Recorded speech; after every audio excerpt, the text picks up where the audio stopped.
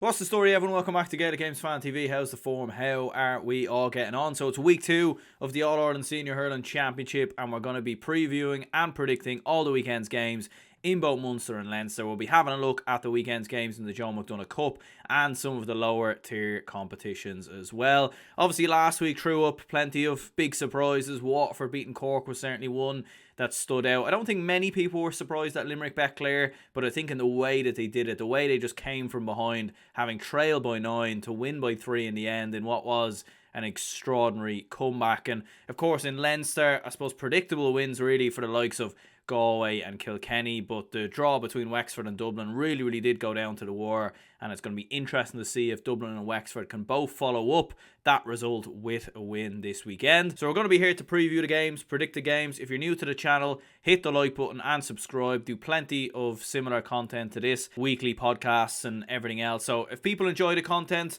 let me know. Hit the like button and subscribe. Very much helps the channel grow, and we are closing in on the 5k subscriber mark, and if we could get there in the next couple of months, that would be absolutely brilliant. And do let me know your predictions for this weekend's games. And yeah, look, without further ado, let's crack into it. So we'll start with the Munster Hurling Championship, and we'll start off with the Limerick and Tipperary game happening in the Gaelic grounds. And look, after what happened last weekend, it was, you know, kind of crazy really to see Limerick play as poorly as that for 50 minutes, as I've said in other shows. I don't think I've ever seen Limerick play as badly as that for 50-55 minutes under John Coyley. And the fact they played as badly as that against what is a very good Clare team, and then they to have the ability to turn it around, like I still find it quite remarkable, in all honesty. But look, coming up against Tipperary have just one win in their last 7 against Limerick in the Munster Championship, and that came in 2019. It was a dead rubber game. If you remember, it was the game that came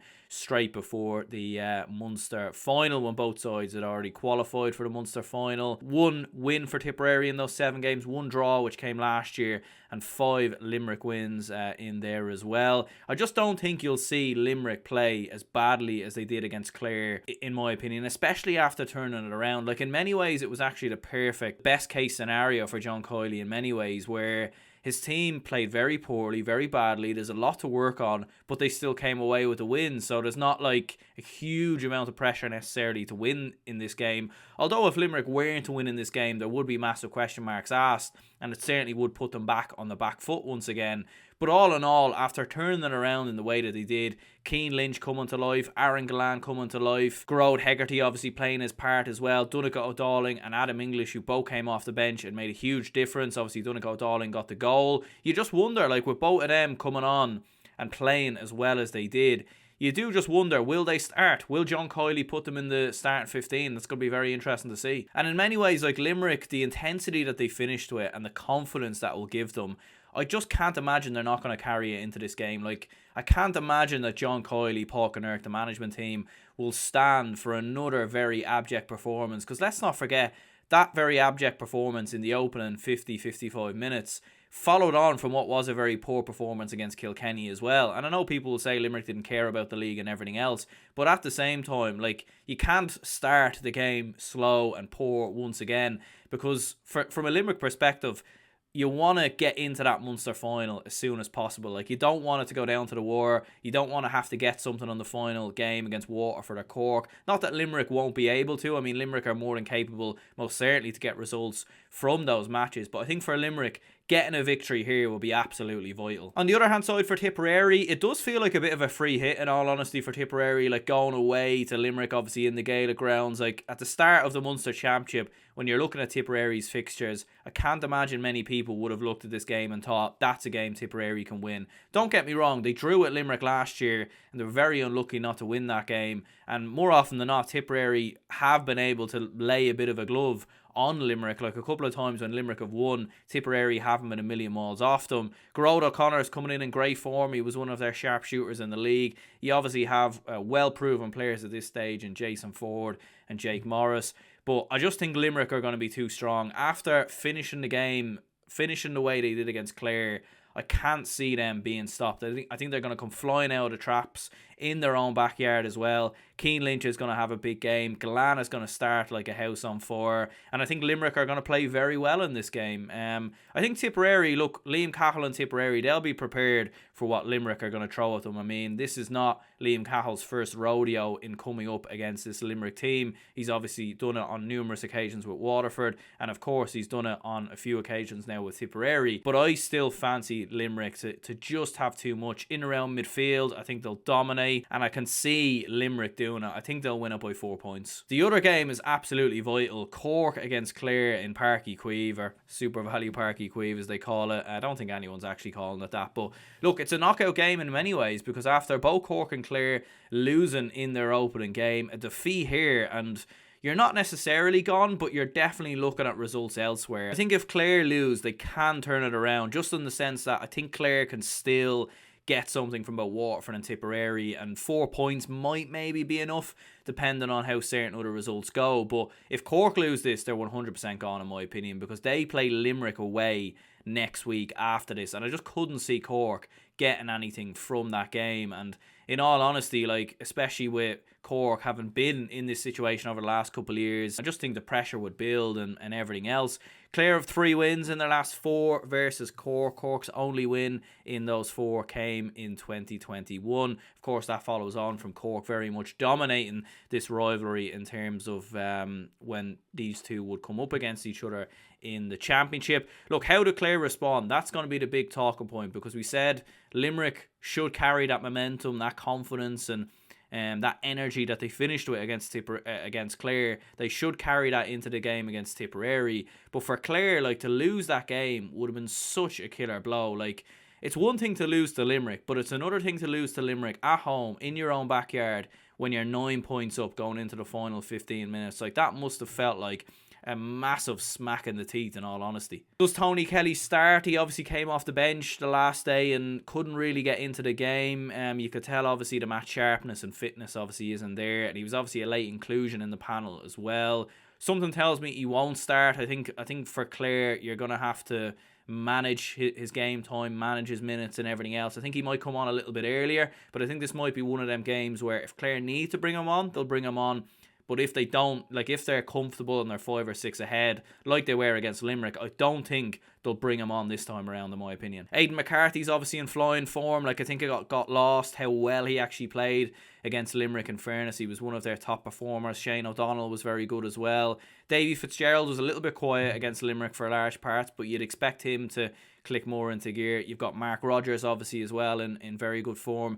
And I think for Clare, they just need to keep their composure a little bit. Like, when the going gets tough, very often Clare seem to fall apart. It happened on numerous occasions against Kilkenny over the last couple of years, and it happened very much in that game versus Limerick, and they just completely wilted under the pressure and completely fell apart. And you would be a little bit worried, like, if they get off to a slow start, if Cork hit them quite early, obviously with Cork being at home as well, the majority of the fans very much being behind Cork, you would worry for Clare a little bit. And I think the mentality is really going to come under question here for Clare, because one thing I'm for certain is that Clare are not going to absolutely steamroll Cork. Like, this game is going to go down to the absolute wire. So Clare need to keep their heads, keep their composure in front of goal. I think if they do that, they can win this game. They have more than enough quality, in my opinion. But I think for Cork, look, there is massive question marks over Cork as well. Does Patrick Horgan start? A lot of people maybe having the opinion now that Patrick Horgan should be dropped from the team. He had a huge amount of wides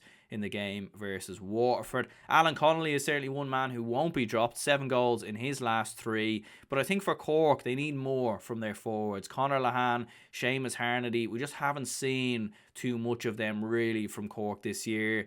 Will Jack O'Connor start? He's a player who brings a lot of explosiveness, a lot of running to this Cork side, very skillful hurler, and he could certainly be a man to make a difference. But look, there hasn't been much between Cork and Clare over the last couple of years, and I'm going to go for the draw. I know maybe that's a bit of a cop-out, but look, there very is often draws in the Munster Championship, and maybe a little bit surprising we didn't get any last week. But I think this is going to be a draw. I think it's going to go right down to the wire. I think with the fact that both sides really need to win and also can't afford to lose, I think it's going to create a bit of an imbalance, and it's going to end up in being back and forth, and it's going to end in a draw. I would be more confident in Clare winning it than Cork winning it, but I think there has to be a response here for Cork. There really, really does.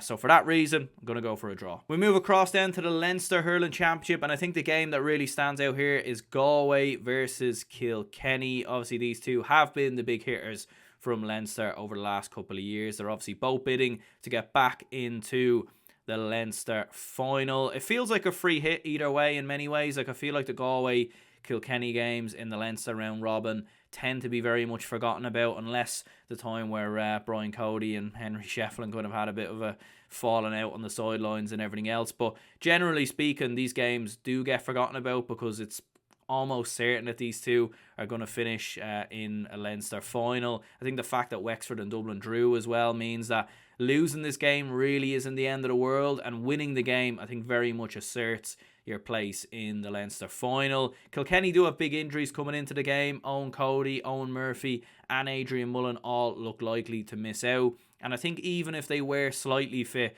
I don't think you risk them, in all honesty, because again, you're going to probably play Galway in a Leinster final further on down the line, and there is going to be much bigger games for Kilkenny than this one. So I can't really see them featuring, and certainly not starting anyways.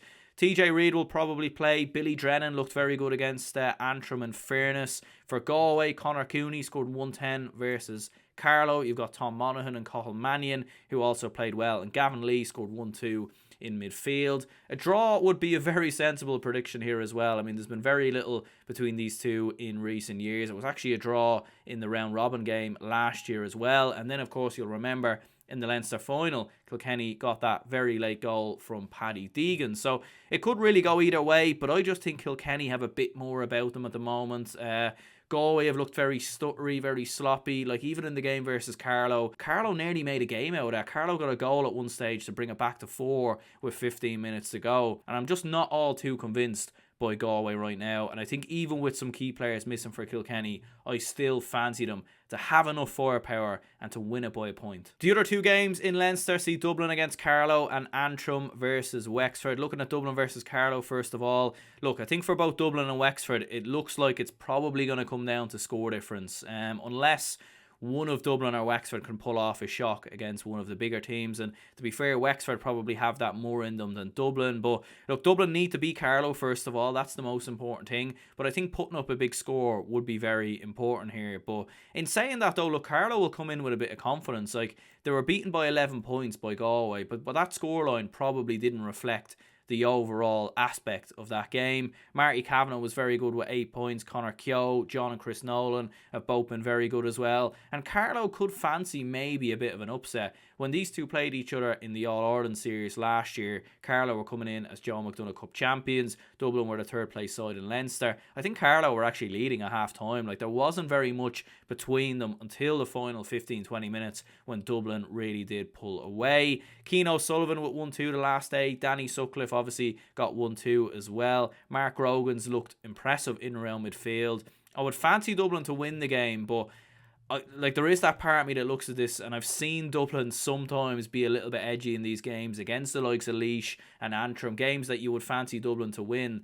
So I think Carlow will make a game of it, but I do think Dublin will have enough to get over the line, and I'm going to say by 6 points. I think the final 15-20 minutes be absolutely crucial here for Dublin. You've got Antrim versus Wexford taking place in Corrigan Park. Wexford have been very susceptible to upsets in the past. We obviously saw them lose to Westmeath last year. Antrim have come very close to beating the likes of Wexford and Dublin in the last couple of seasons in both the league and the championship, but I just can't see that happening this time around. Antrim coming in on the back of a 32-point drubbing to Kilkenny. I think it's a little bit of a different scenario with both Antrim and Carlow. Like, Carlow are coming in with confidence, momentum and everything else, whereas Antrim are coming in on the back of just some very, very heavy defeats. And in saying that, I think Wexford, although they drew with Dublin and they'll be disappointed with that, I think have looked very impressive so far this year. Lee Chin scored 112 versus Dublin. You'd expect him to stay in. Seamus Casey and Cathal Dunbar did struggle the last day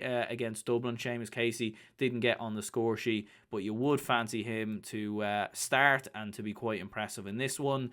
Rory O'Connor should be in the team. 4 points the last day versus Dublin. The only impressive player for Antrim looks to be Conal Cunning. He scored 7 points against Kilkenny, but I just can't see anything other than a very comfortable Wexford win. So I'm going to go Wexford by 12. Looking at the Joe McDonagh Cup, you've got some very big games happening in the Joe McDonagh, and the big one really that stands out is Offaly against Westmeath, because Westmeath were absolutely stunned by Kerry in the Joe McDonagh last week, and that was a game I think many people expected Westmeath to win in their own backyard, and Offaly obviously had a very disappointing loss to Laois as well. With both Offaly and Westmeath playing each other, it very much means that whoever loses this game could very well be cut adrift in the race to get into the Joe McDonagh Cup final, which sounds quite incredible because these two were many people's picks to get into the Joe McDonagh Cup final, and many people were picking either one of these two to potentially go on and win the competition. Killian Doyle and David Williams have both been very impressive for Westmeath. David Williams didn't start the last day, so I'm not entirely sure why that was, but he was the top scorer across the entirety of Division 1 in the Allianz National Hurling League, so surely he has to come back in if he's fit.